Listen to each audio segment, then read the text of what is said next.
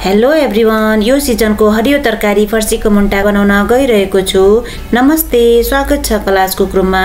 फर्सीको मुन्टा र आलुको तरकारी बनाउन मैले यहाँ फर्सीको मुन्टालाई भिडियोमा देखाए जस्तै गरी यसरी केलाएको छु।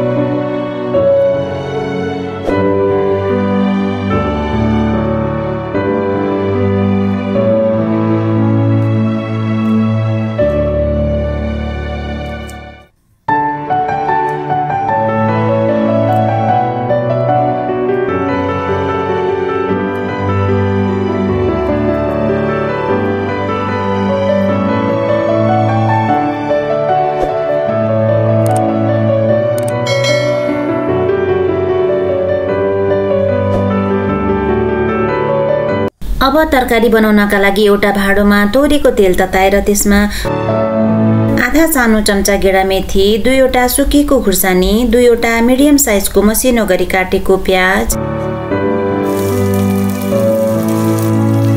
2वटा मसिनो गरी काटेको हरियो खुर्सानी राखे।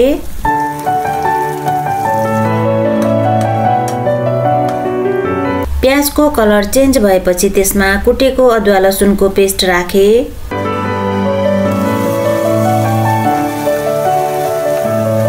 अब थोरै चलाएर आधा सानो चम्चा बेसार र आधा सानो चम्चा धुलो खुर्सानी पनि राखे।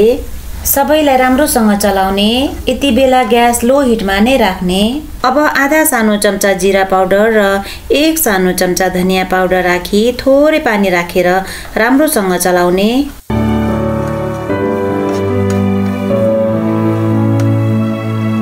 त्यसपछि काटेको आलु राखी थोरै चलाएर ढाकेर 2 मिनेट जति यसै गरी पकाउने।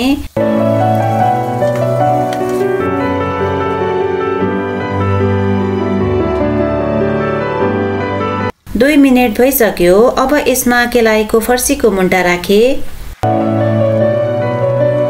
त्यसपछि 1 सानो चम्चा नुन राखी राम्रोसँग चलाउने।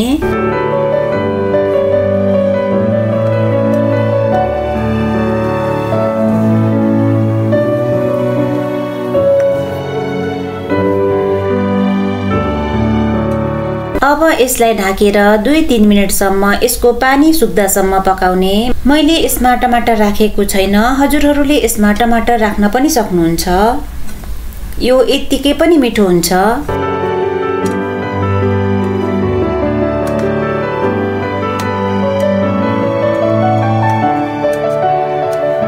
अब हाम्रो फर्सीको मुन्टा र आलुको मिठो तरकारी खानालाई तयार भइसक्यो।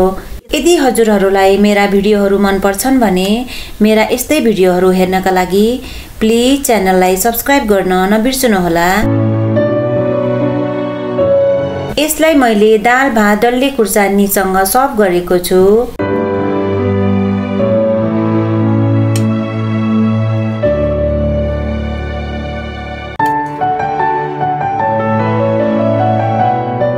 आहा, एकदमै मिठो भएको छ।